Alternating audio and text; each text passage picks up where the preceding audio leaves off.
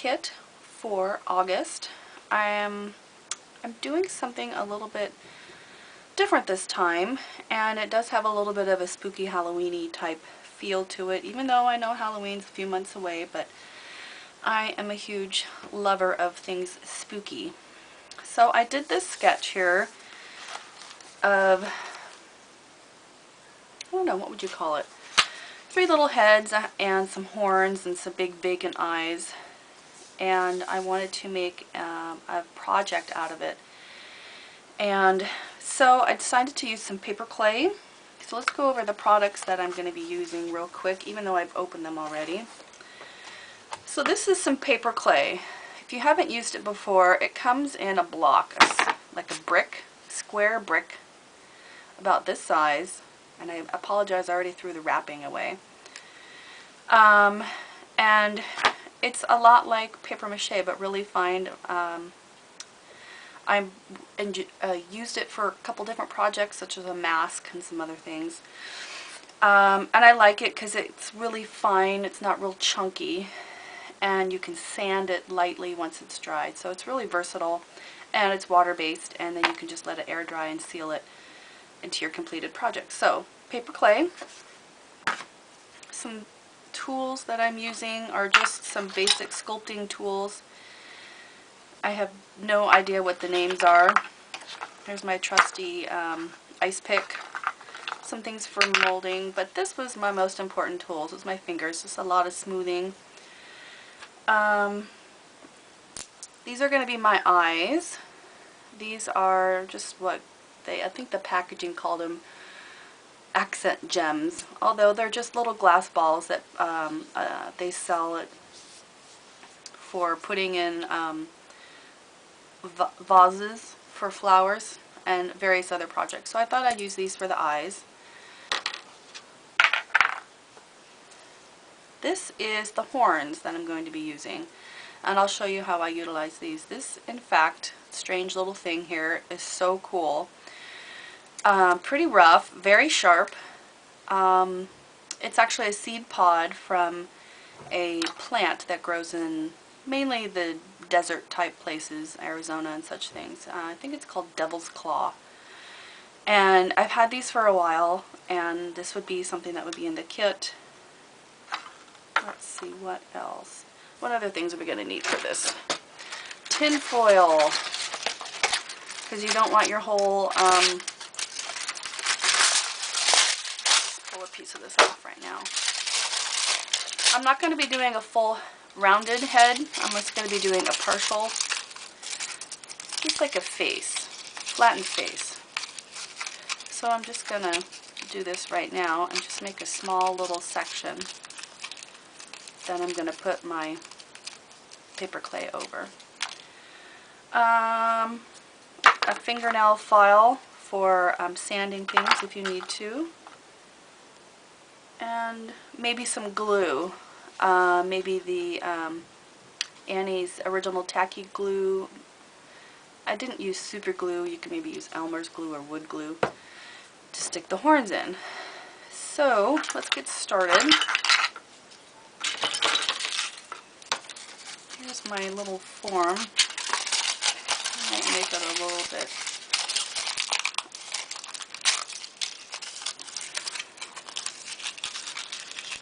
more rounded. Because the less paper clay you use, the less it will take time for your project to dry. And those two pieces aren't really sticking together. So the more foil, or you can also use foam if you want.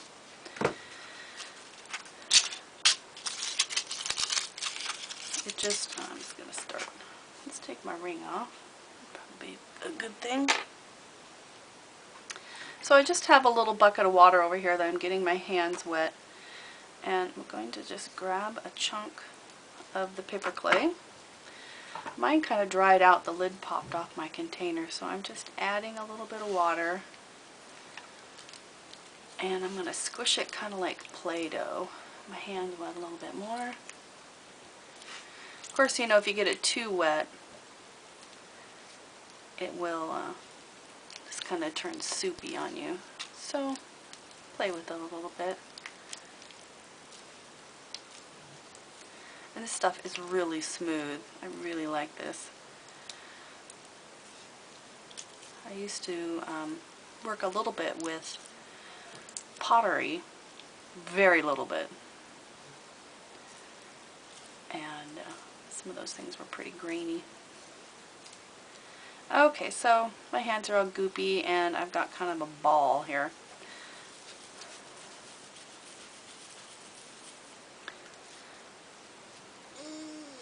I guess maybe I could squish it like a sugar cookie.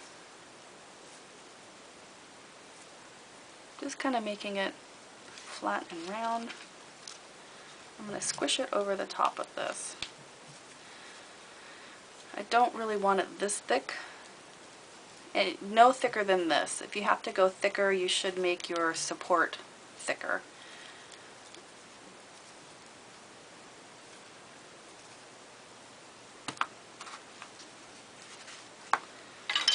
I got too much, so I'm just going to scrape some of this off.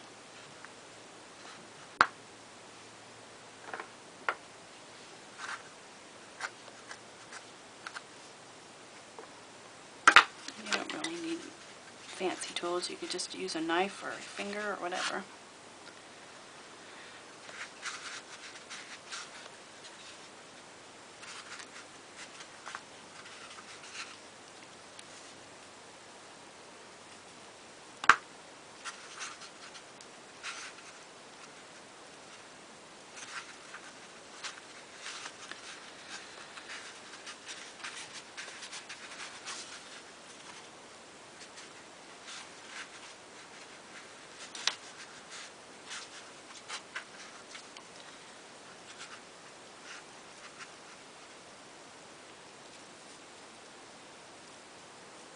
And of course later, once it dries, we'll go back and sand those edges.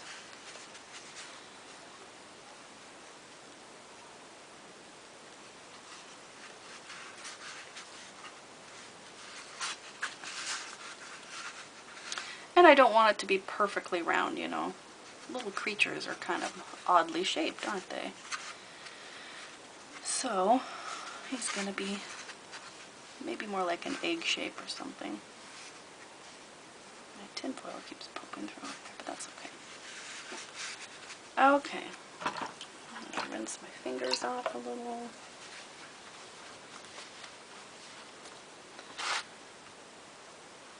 See how nice and smooth that can really come out? And again, I don't mind it being lumpy. I mean, if you're going to freak out about it being lumpy, then you're going to have to really work at adding pieces in here to smooth things out and all that kind of stuff. This does have a little dent in the middle. Just a note though, if you do need to add, like you want another chunk over on this side, you need to get both sides wet. So you would get your finger, you would wet the base, you would wet this, and then you'd stick them together and you'd really work it out, smoothing it.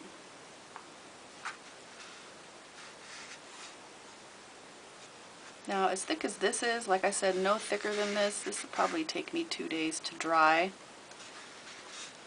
So keep that in mind for time length for your project. So that's good enough for right now. Again, rinsing my hands. Where's my paper towels? Oh, much better. So now I'm just going to, I just picked 2 random eyes here. You know, you can go through the whole stash that is sent to you and find the perfect 2 eyes for you, but I just picked 2. And I don't want them, you can put them anywhere. You can put them way out here, which I kind of like. Put them kind of, so just cleaning the eyeballs with the brush.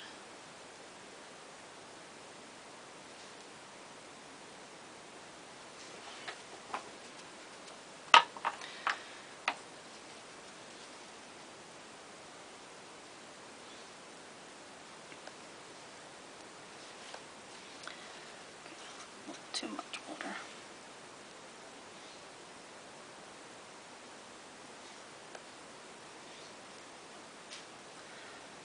And you know, you could do it real smooth. I noticed when I dabbed this paper towel on here that it made a great texture.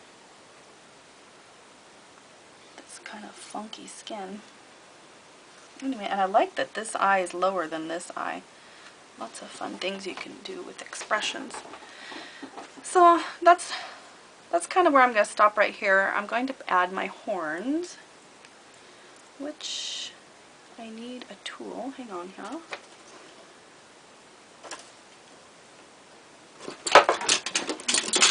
Toolbox. So these are pretty sharp here. Let's see, how long do I want these? And again, these are really tough little cookies.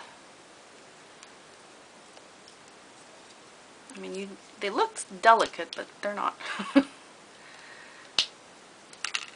there's one.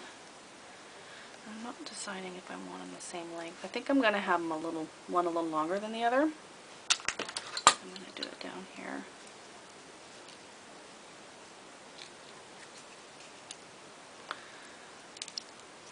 Twisting. And done. Alright. Now, you know, this comes objective and or subjective, how you want to have your horns like this, like a little bug. Because mine are different lengths,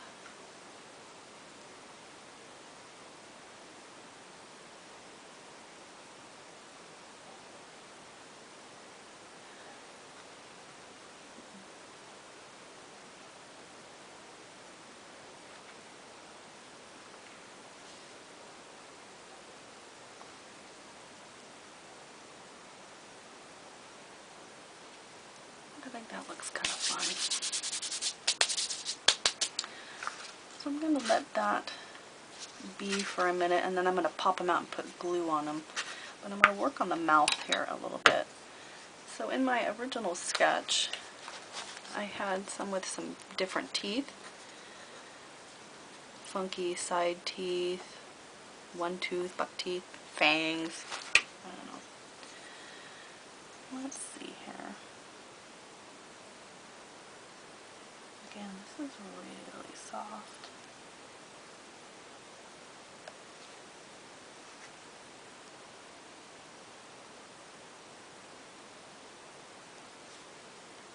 Now this is just the way I'm doing it. Some people, of course, would add material to make the tooth, and I might do that in a minute, but for right now I'm just going to kind of draw in where I want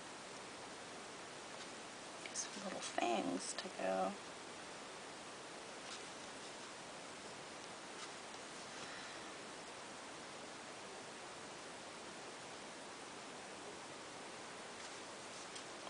This material in here I don't want.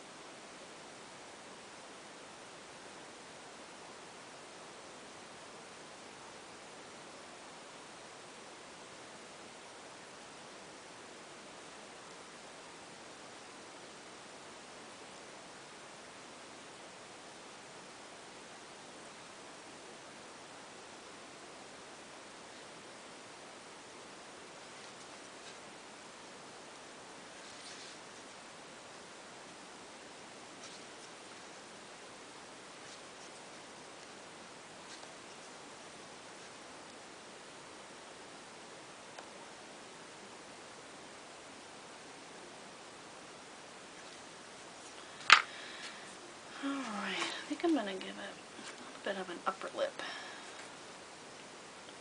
Just a little bit of flesh up here. So I've just made like a little wormy section here.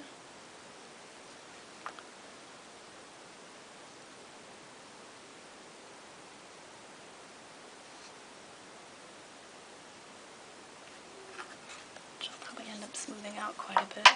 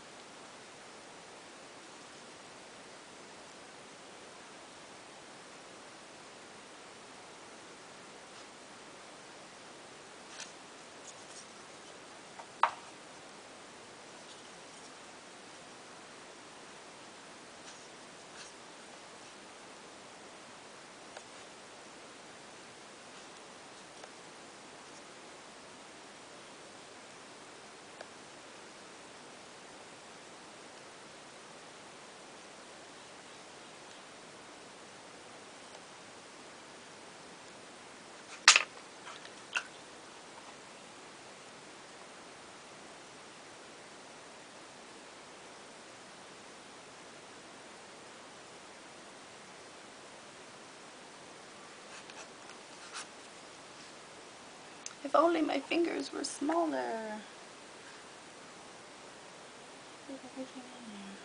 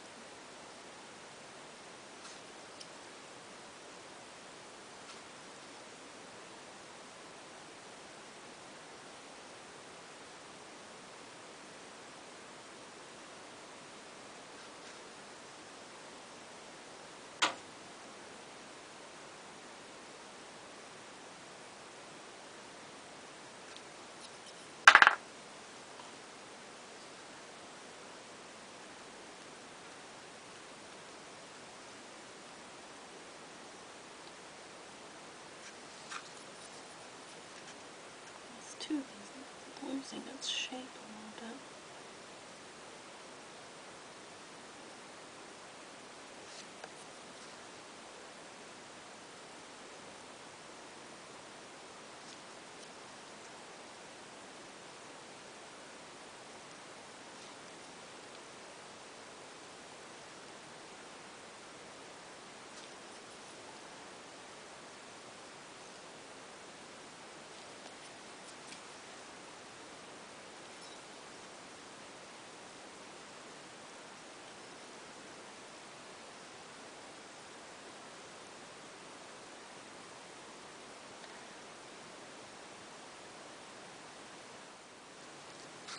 Okay, so the camera shut off, but I put the other support piece at the base of this little horn over here, and then I cleaned up the eyes a little bit. So it's sort of stuck to my board, and I'm taking a piece of dental floss and I'm pulling it rather tight, and I'm just going to saw back and forth underneath so it will unstick it from my board. And now it should, I don't want to pull too much on my horn, but there. So that's dry. I'm going to let that dry. And of course I've got some other ones to make. I did make one prior to this, and it's a little bit smaller. Look at that one. And I added some little crinkles over here on the side. Wrinkles. And so I was going to show you how to do the rest on this one, although I like this one better. I don't think it's going to fit where I want it to go though. And this one was so thin I didn't add the aluminum foil underneath. So I'm going to let him dry. And what's going to happen when this other one dries is these edges are just going to be a little crunchy, so you just sand them real gently.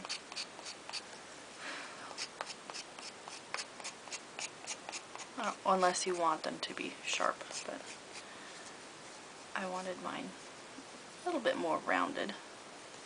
And any sharp edges and stuff in here, you could just sand down.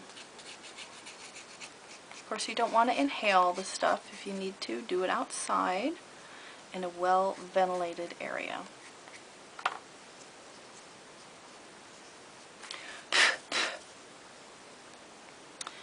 Oh, and this one I had some issues with the horns and I had to like re-glue them. But the funkier the better, I always say. So this one I had pre-done, and I was going to show you how to paint it. There's also two other ones I had done. There was this one, which I did in two different painting styles. And this one. Now this one, I started with this white, this natural paper clay color. It's kind of a bone color. And I just added shadow with black. And I used some flesh colored tones around that. Now this one, I actually painted the whole thing a blackish purple. Let me see. This one's just metallic sequin black, so it had a little bit of a shimmer to it, and I mixed that with, it just says metal colors, no primer, purple, and it's so dark. I don't know if you can see that. It's really a dark, dark purple. So I sort of mixed those because I don't like using a solid black if I can get away with it. So it has a little bit of a purplish tone to it. So I did that because I wanted these little crinkles I put over on the sides to sort of fill in with black. And so yeah, they're very similar. And they're all going to go on the same thing here. I don't know which I'll do. I think I'm going to do the full black purple with this one, just to see how the effects go with it, and because I had some crinkles on the face. So I'll be right back. Okay, I've got it like super close up, and I'll do my best to keep it in camera as I paint it. So I'm just using a tapered brush, fairly stiff, not real flimsy. This is my paint. I don't know if you can tell, but this is actually the purple over here, and this is the black. The purple just looks deeper to me. If I pull it out, you can see a little bit of the purple come through, and this just looks gray. So I like to blend them. Sometimes I'll blend black with alizarin crimson to give us a really good hue, or even like a dark blue, just something to give it a little oomph, because black sometimes just looks gray to me. So I'm just gonna paint it on. Again, this one is dry. I did this two days ago. And because it was thinner than the one I just made, it dried quicker. You can see about maybe putting them in the oven on really, really low, if that might work for you for speeding that up, or maybe a dehydrator if you do dried fruits. I have one, and I don't think it would work because the height of these horns. If it was just the flat, it would work on my trays. But you can always use your toaster oven. You know, experiment. You're impatient, you try things out.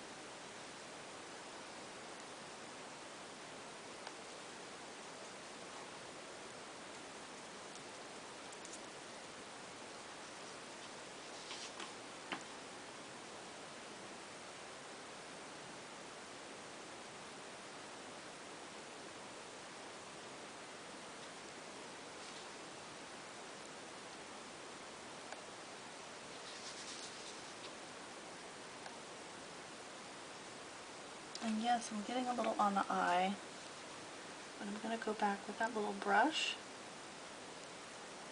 and clean off the paint. I really want to get it down into these little cracks around the eye.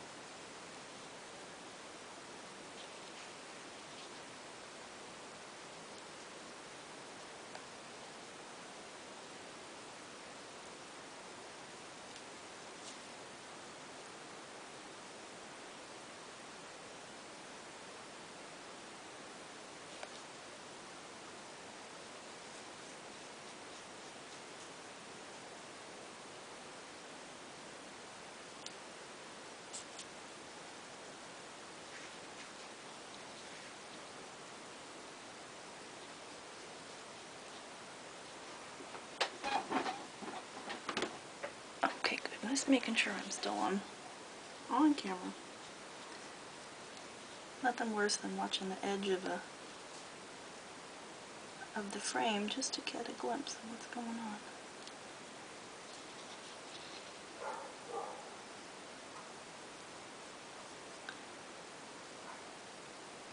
Now you could paint these horns as well. I just really like the natural brown. But I could see, and I might do in the future, is paint them stripes. Like maybe, you know, the green and black, or purple and black. I know it's so Tim Burton, right? But he is one of my inspirations. Love Tim Burton.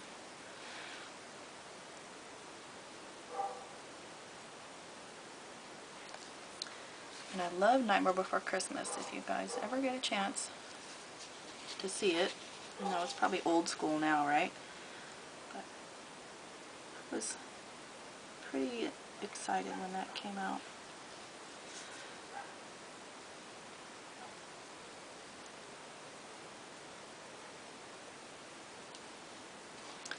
This is so tricky in here.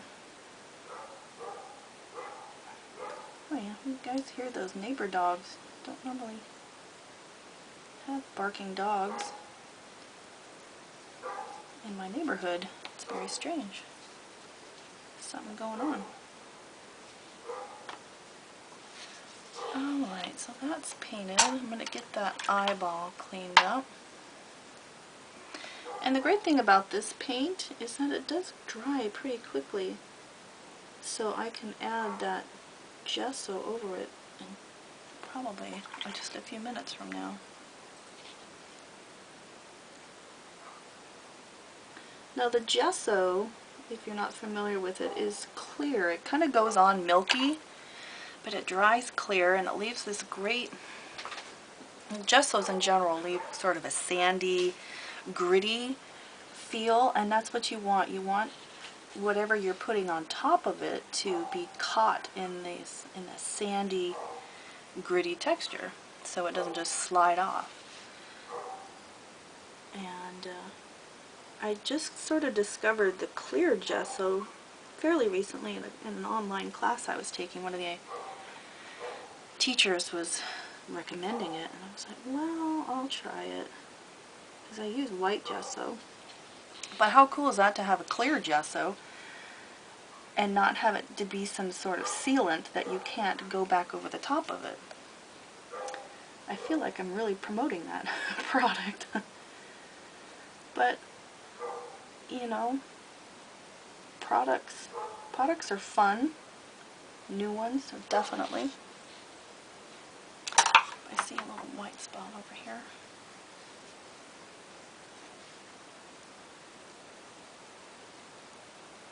Alrighty, I'm gonna dry that a little bit and I'll be right back. Okay, I'm back. This is fairly dry. I was going to add some of the top coat here. Show you what I got. This is called Santa's Flesh. I thought that was so funny when I found that, and I don't know if they still make this or not, but anyway, Santa's Flesh acrylic paint by Delta. Just a basic white. This is called Mustard Yellow. I know I had one more. Where did it go?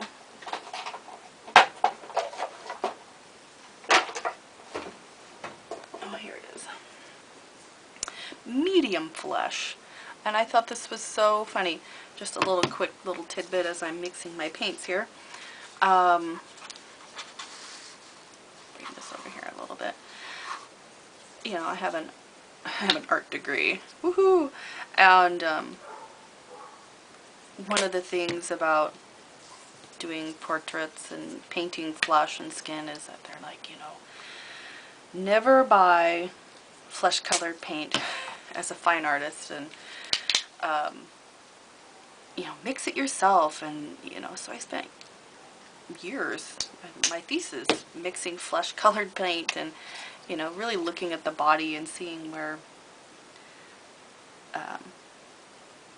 because there is no flesh color. If you look at the skin, it's greens and it's pinks and it's purples and it's whites and oranges, and so I just couldn't believe it when I saw that there was flesh colored paint. I was like, these crafters are calling to me. That's why I want to be more into crafts, because it just makes more sense. Okay, so I didn't realize that my camera kind of cut off as I started coloring, but what I had done is just mixed some of my paints together and dry brushed them on. You got to make sure your brush is really, really dry, fairly stiff. You don't want a really soft brush if you're wanting to have this effect of, well, it's a dry brush. So I just get tip of my brush just a little wet, and I'm kind of prepping it on the side here just to get a little bit on here. And you can see I've already kind of put some paint on already. You're just kind of rubbing it over the surface.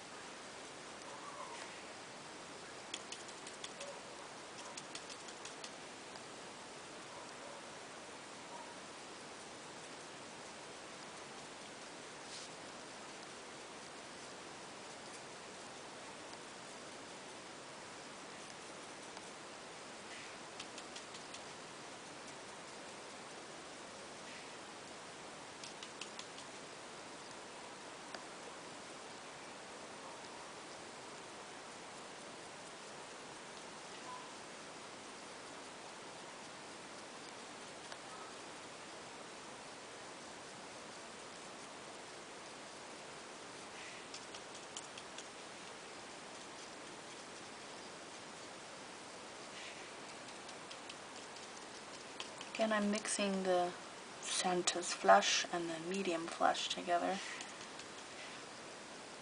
And just seeing what happens. I really like that blackish purple underpaint because it's a really good complement to this flesh color.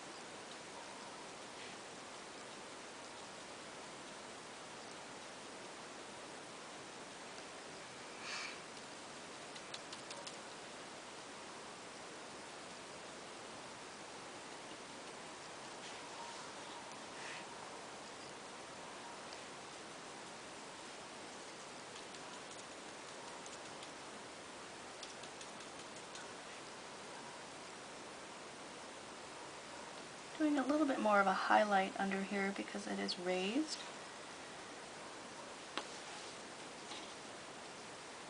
With a more of a whitish, lighter flesh tone.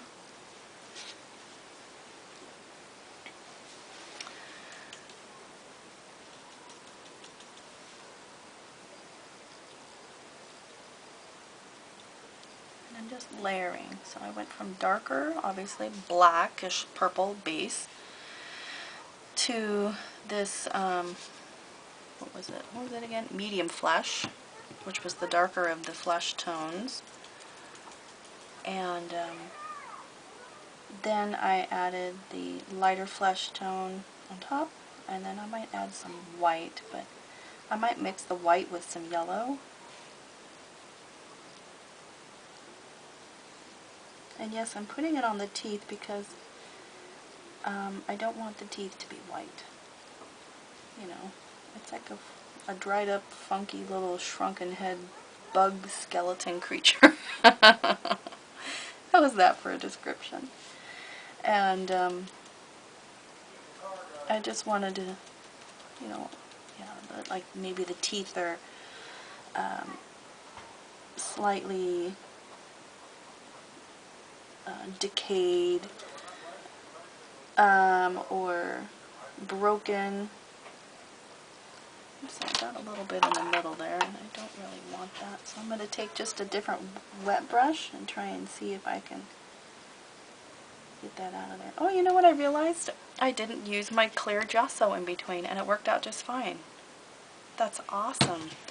I must have been too impatient with my other one that I painted, and it was blending on me.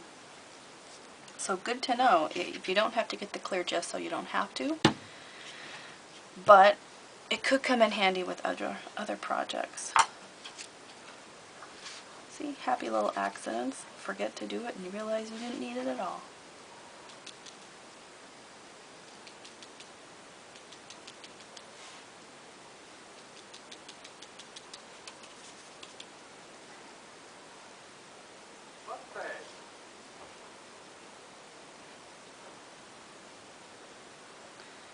So this is almost getting to be done.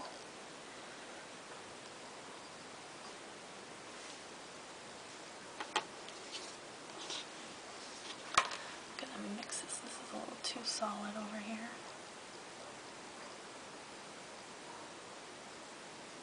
And these little crinkles, I don't think I did it on the model that I did, but I just used my little tiny, my ice pick, and I just kind of drew squiggles in. And they did raise up some of the clay, so then I just took my finger over it and kind of smoothed it back down. So that's how I got the little veins or crinkles or whatever you want to call them on the edges.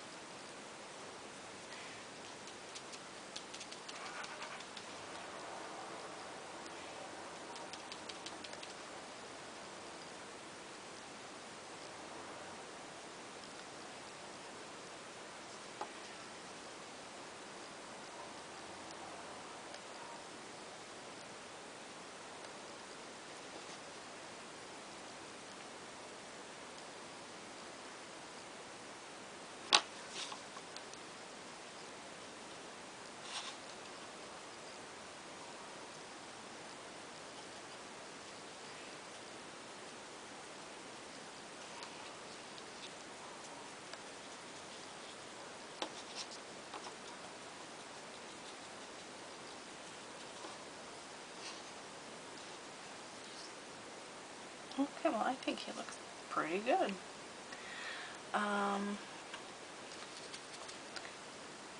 You might think it's a little strange, but I'm going to add just like a slight shadow underneath, and I did that by mixing the black and the darkest flesh. Kind of comes out this funky gray here. And I'm just going to, kind of like a shadow over here. Not everywhere. Alright, so the teeth. Where did it go?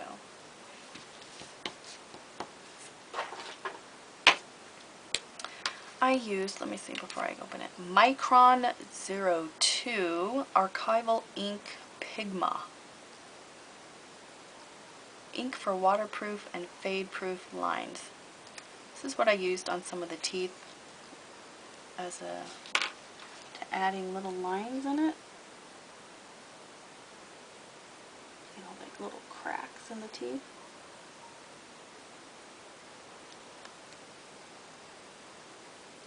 You don't have to do that. I could also accent these. I don't want it to be too obvious though. Just maybe some little areas. Or whatever pen works for you. Sometimes this pen is just my wonder pen and I love it. Other times it just doesn't do what I want to do at all.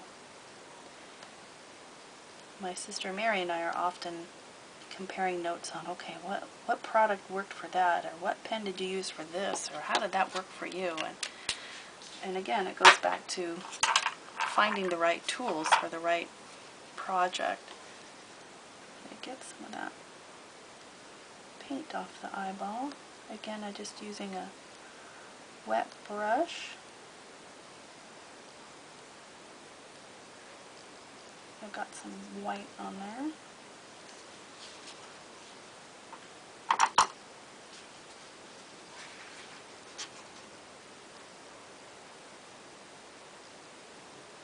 And you notice that I didn't glue these in for most of... Okay, for the inside of this, I took this apart, back, took this off. This was just plastic, it didn't have a real glass in it. And then what I've done here is I put a piece of paper here, and I used Golden Gel Medium regular gel mat as my adhesive so I could spread it over the whole sheet. I didn't have my video going at the time, sorry. But I just got some of this on there, spread it on the back, comes on fairly mediumly. And this is just a 5x7, and I glued this down on the back. Now I'm going to, I got a new one of these ink applicators, and I'm going to ink the edges here. I'm going to try it out for the first time ever. See how it goes. So here's the Velcro. Here's one of my felt pads. Put these extras away. And I guess I'll use this as to protect my table. I guess I don't really want a bunch of ink all over it. I don't have paint on it. So I'm just going to open. I'm just going to see if this would really work. I've seen people do this. I don't like that.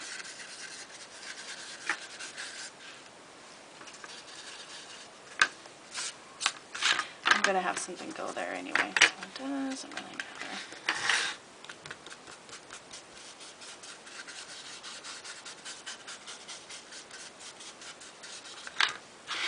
It's all happy mistakes, right? So I'm just coming in from the edge, going in small circular motions. Oh, I guess it's on my finger.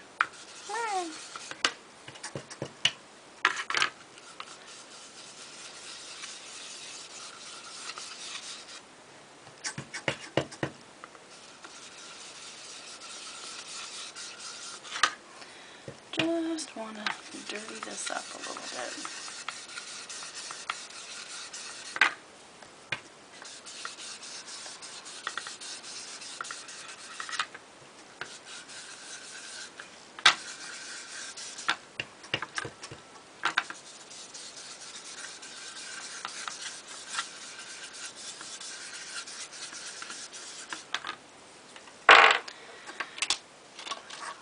Alright, done with that. So let's put my little guys on here. Remember, these aren't painted yet. Just gonna see how they're gonna fit on here.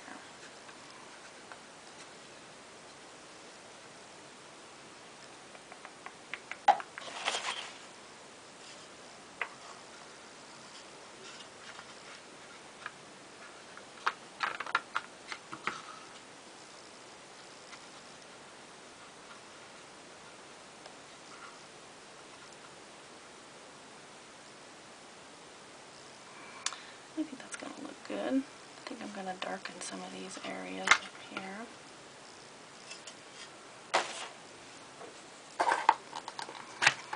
So I'm going to have my plan was to have some little neck joints, sort of bone come down.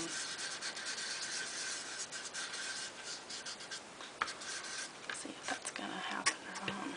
I'm just going to do some shading here underneath where the heads are going to go.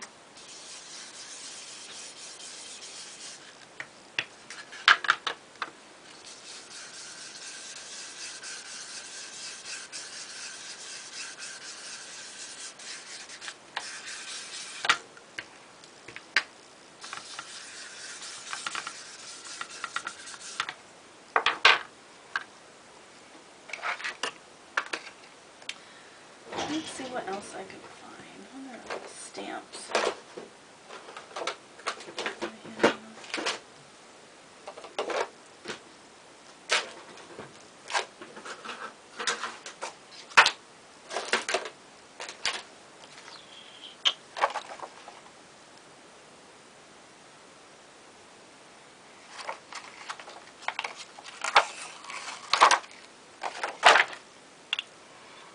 Yeah, I know it's not good. The whole thing's not going to fit on here.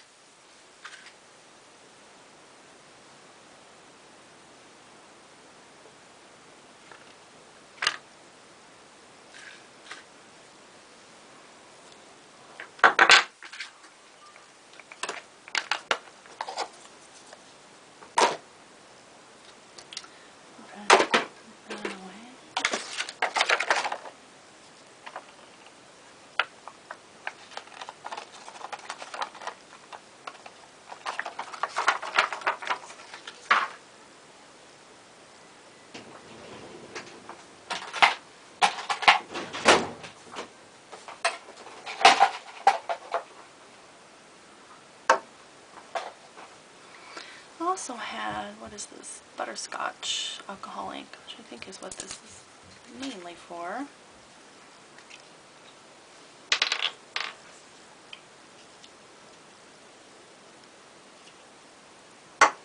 Put a little on there, see how it pans out. This.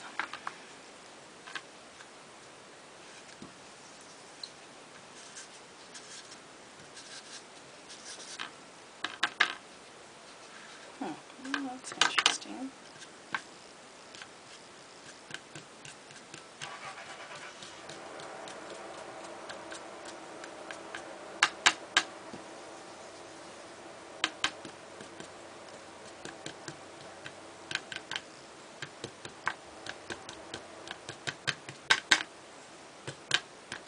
It's going in the general area where the heads are going to be. The neck bones are going to come down here. That's interesting.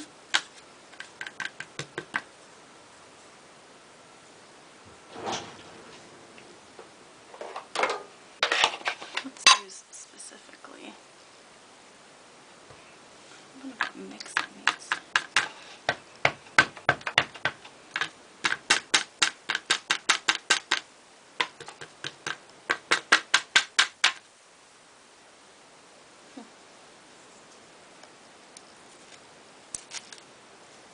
It barely goes through, just a little bit.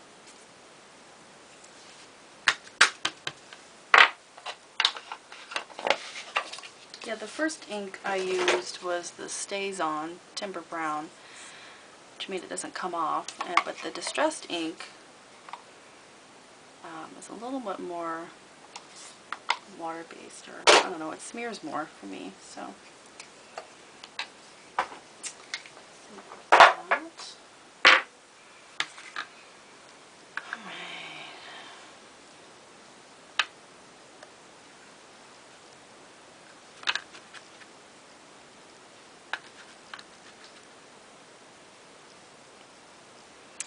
I think that'll work for right now. I guess the other piece I was going to work on was this. And I decided that I was going to use this paper to cover it. And then, you know, ink it and shade it and add some embellishments to it. So what I'm going to do first is get out my golden gel medium, regular matte. And I'm just going to cover. So real quick, this is kind of what I've got so far. I don't have anything put together yet, but this is the outer frame. These are my little spooky guys, and then this is the inner part that I had put paper on, inked the edges, put some decorative inks in here. And I think what I'm going to do next is work on this outer frame. I've just got a few more things to do on here. I did want to show you, I had painted the edges black, and I had inked the edges in both brown and black ink, and I did paint the inner edge black. So I think the only thing I've going to do now is add these decorative, they're stickers, but they're metal. It's awesome. And these are all going to go on the little corners up here, on the little things. And we'll see what other decorations I can come up with.